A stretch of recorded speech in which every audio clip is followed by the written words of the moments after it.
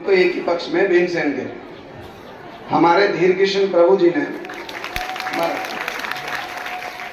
कथा के प्रारंभ में इस बात को कहा, वैष्णव धर्म आनुगत्य का धर्म है। अब आप श्रोता लोग स्वयं निर्णय करो, आपने जीवन में कहीं ऐसा अनुगत्य का धर्म देखा कि एक भक्त दूसरे भक्त का दर्शन करे? भक्ति विनोद ठाकुर जी कहते हैं, वैष्णव देखिया पड़ी वो चरणे हृदय बंधु जानी। वैष्णव को देखकर मैं अपने हृदय का बंधु जानूंगा, ये मुझको भगवत प्राप्ति कराएंगे, मैं उनके चरणों की शरण लूं। ये तो साधारण विधि है। कहीं आपने अनुगत्य का ये धर्म देखा कि एक वैष्णव दूसरे वैष्णव को देखे और उसके मन में ये आए, मैं इस वैष्णव के ऊपर मैं आक्रमण करूंगा? और जिस ग्रंथ को दिखा रहे हैं भक्ति विनोद ठाकुर जी ने, उसमें लिखा, समुद्र सेन ने बाण मार मार करके भीमसेन को जर्जरित कर दिया। आप स्वयं निर्णय करके बताओ, ये कोई अनुगत्य का धर्म है? एक बात, एक मिनट, अब पूरा तो कर ले।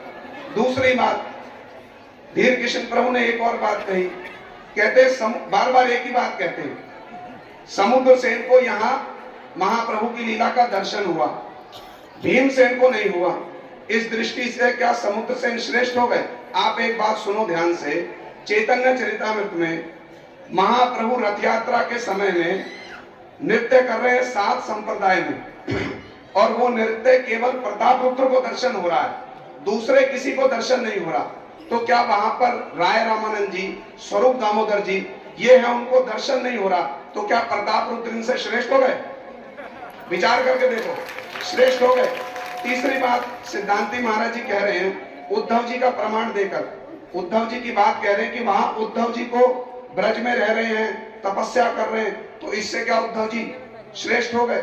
अरे भैया एक बात सुनो, पूज्यपाद गुरुदेव, हमारे पूज्य गुरुदेव इस बात को कहते हैं, जैसा श्रीधर महाराज जी बतला रहे थे, नित्य परिकर जो है ना, जब अद्वैताचार्य जी, चैतन्य भागवत में प्रमाण है, अद्वैताचार्य जी गोपी भाव में नृत्य कर रहे हैं, उनको भी गोपी भाव का आस्वादन हो गया, भीमसेन को नहीं हो सकता। भीमसेन के हृदय में लोभ हुआ, लोभ के कारण भीमसेन जो है राधा कुंड के तट पर तपस्या कर रहे हैं। जब हृदय में लोभ उत्पन्न हो गया तो गुरु महाराज जी कहते नित्य परिकरों को, ये भी गुरु जी के वचन है, गुरु जी कहते नित्य परिकरों को किसी दूसरे स्वरूप में भगवान उस लीला रस का आस्वादन अवश्य कराएंगे। चौथी बात, शब्द प्रमाण की बात कह रहे, ग्रंथ खोल, खाली ग्रंथ दिखलाया, उसमें से प्रमाण तो दो निकाल करके, उसमें प्रमाण दो। अरे युधिष्ठिर महाराज जी को तो इसी नवदीप धाम में पढ़ करके देखिए, उसी ग्रंथ में युधिष्ठिर महाराज और पांडवों को महाप्रभु की लीला का दर्शन हुआ, महाप्रभु ने उनको आदेश दिया, तुम लोग यहां से चले जाओ उड़ीसा। अभी पूज्यपाद त्रिविक्रम महाराज जी एक बहुत अच्छी बात कहते थे, समुद्र सेन ने भक्त को भी कलेश दिया, भगवान को भी कलेश दिया। कलेश देने वाला कोई भक्त हो सकता है? पहले कलेश किसको दिया? भीमसेन को। फिर दूसरा कलेश किसको दिया? भगवान को। आपको दर्शन देने आना पड़ेगा। युधिष्ठिर महाराज जी को भगवान ने कहा, महाप्रभु ने, जाओ उड़ीसा जाओ, भगवान की इच्छा पूरी करने के लिए चले गए। पूज्यपाद त्रिविक्रम गोस्वामी महाराज जी कहते हैं, आत्मेंद्रिय प्रीति वांछा तारे बोली काम, ये समुद्र सेन कामुक है, कामुक व्यक्ति कैसे शुद्ध भक्त हो सकता है? हरे कृष्ण। अभी हमारे बोधायन महाराज जी भी कुछ कहेंगे, मैं एक दो बात, क्योंकि एक साथ ही 4 पॉइंट आ गए, एक एक करके करते तो अच्छा था, नहीं उसमें भी ठीक है, क्योंकि मेरी स्मृति खराब है, मेरे को याद नहीं रहता, कोविड के बाद मेरी स्मृति चली गई। एक बात बस, जो सबसे पहला पॉइंट उन्होंने रखा, किसी एक भक्त को इस प्रकार से बाण से छंदी करके, ये कौन सी पद्धति है? कितनी सही बात कही। लेकिन आप लोगों ने महाभारत देखी, आप लोगों ने भागवत जी का प्रथम स्कंद भी पढ़ा, वहां पर श्री कृष्ण अर्जुन से कह रहे हैं युद्ध करो, रथ पर श्री कृष्ण विराजमान है और उनके अनुगत में ही अर्जुन युद्ध कर रहे हैं, और उन्होंने किनको? भीष्म जी को बाणों से छंदी कर दिया स्वयं श्री कृष्ण के सामने। तो वहां पर क्या अर्जुन को दोष लगा?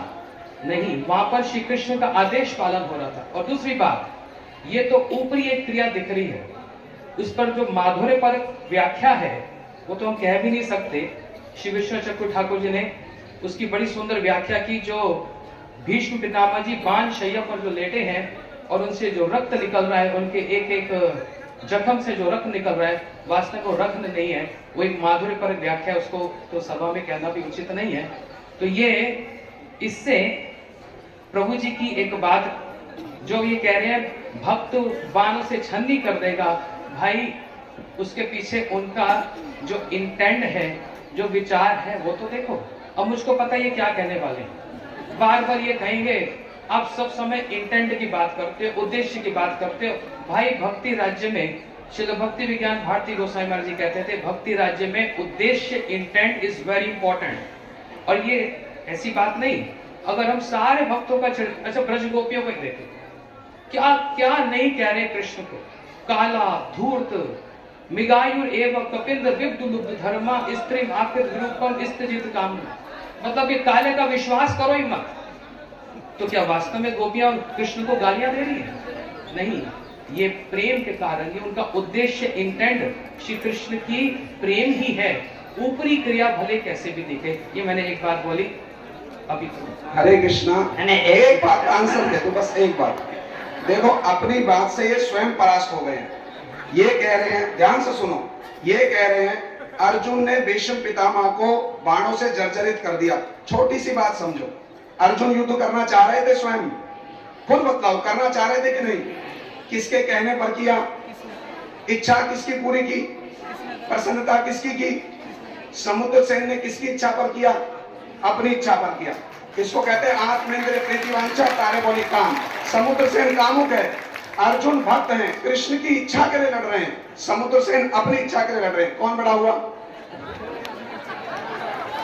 हाँ, हरे कृष्ण।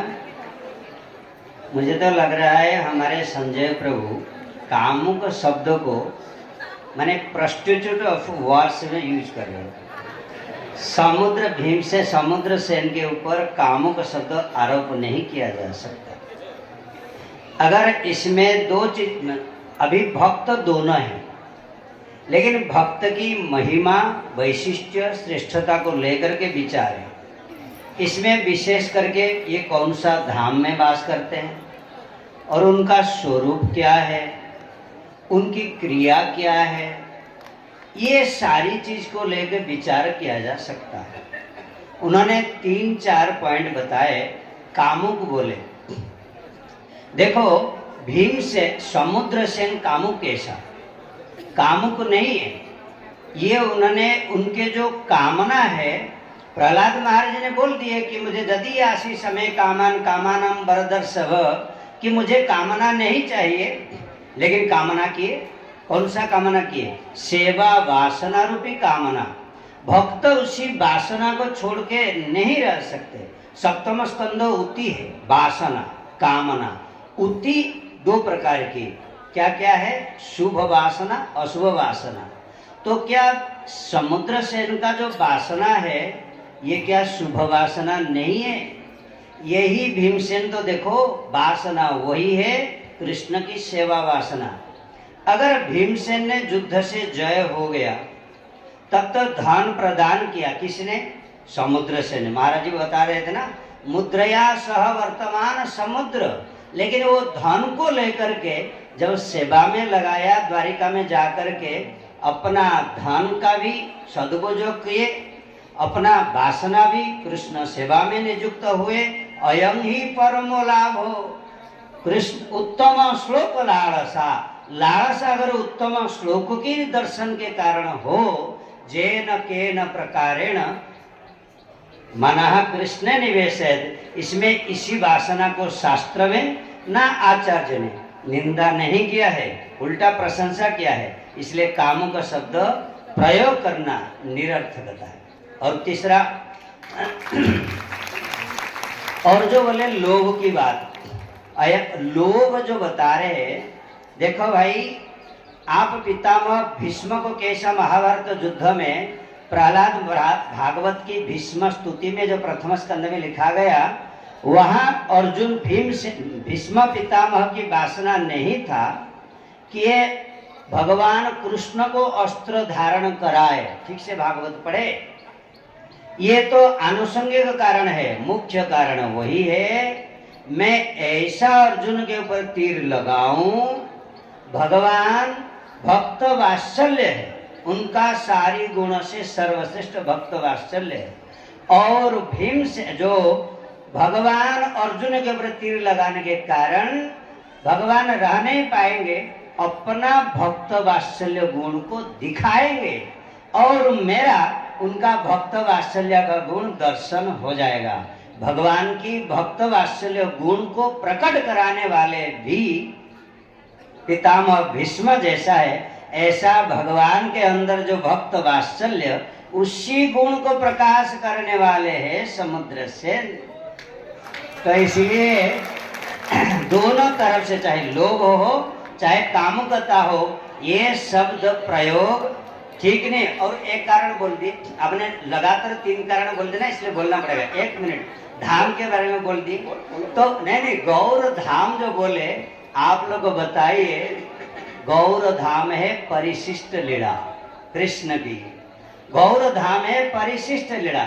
इंद्र ने कृष्ण लीला में समर्पण हुए, स्तुति भी किए, लेकिन जब तक गौर धाम में नहीं आए तब तक पूरा नहीं हुआ।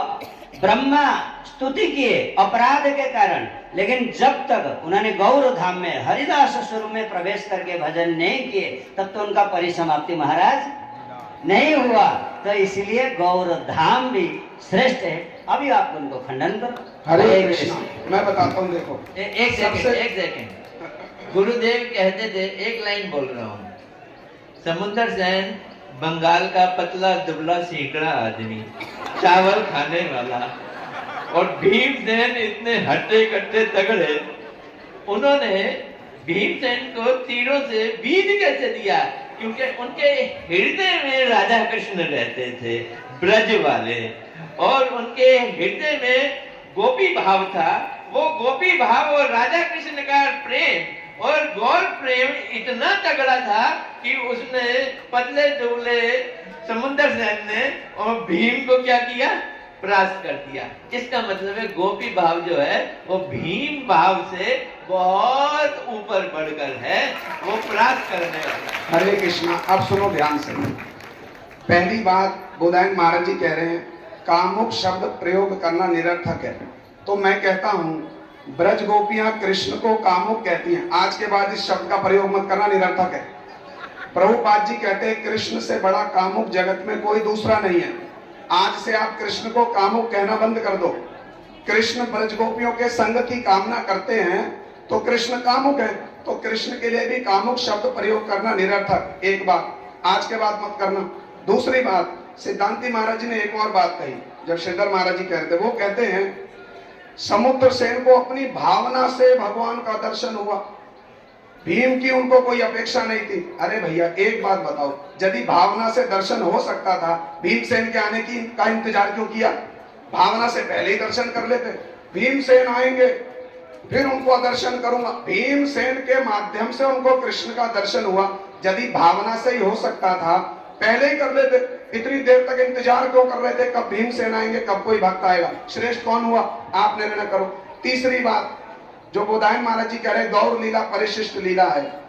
अभी पूछ रहे थे ना, शब्द प्रमाण को श्रेष्ठ बता रहे हैं। हम कह रहे हैं एक शब्द प्रमाण दे दो कि समुद्र सेन को गौर लीला में कोई परिकर की प्राप्ति हुई हो। एक शब्द प्रमाण दे दो, हम मान लेंगे। जहां तक भीम की बात है, स्वयं महाप्रभु जी ने कहा अपने मुख से। अब 3 प्रमाण दे रहा हूं आपको। पहला है गुरु तत्व, दूसरा वैष्णव तत्व, तीसरा भागवत तत्व। गुरु तत्व है बलदेव प्रभु जी। बलदेव प्रभु जी भीमसेन के लिए क्या कहते हैं? प्राणात अपि अधिक सुहृतमम। अरे भीम तुम प्राणों से भी अधिक मेरे सुहृतम हो। ये हुआ गुरु तत्व। वैष्णव तत्व कौन है? वो है हनुमान जी। बृहद भागवतामृतम में आप प्रमाण लेकर के देखो। शब्द प्रमाण की बात कर रहे हैं ना, हम शब्द प्रमाण दे रहे हैं। आप समुद्र सेन के पक्ष में शब्द प्रमाण दे दो। ये शब्द प्रमाण एक देकर दिखाओ। पहले गुरु तत्व बलदेव जी, दूसरे वैष्णव तत्व हनुमान जी। बृहद भागवतामृतम में हनुमान जी कहते हैं भीमसेन के लिए ममापि परमम भाग्यम पार्थानाम तेषु मध्यमा भीमसेनो मम भ्राता कन्यान वैसा प्रिया। हनुमान जी भीमसेन के लिए कह रहे हैं अरे भीमसेन ये आयु में तो मुझसे छोटे हैं किंतु भाव में मुझसे बहुत बड़े हैं। कौन कह रहा है? तीसरी बात गौर धाम की बात कर रहे हैं, हम शब्द प्रमाण दे रहे हैं। गौर धाम में स्वयं महाप्रभु जी पंच पांडवों के लिए क्या कह रहे हैं? महा विषय करो कि वह विरक्त उदास, जन्मे जन्मे तुम्ही पंच मोर नित्यदास।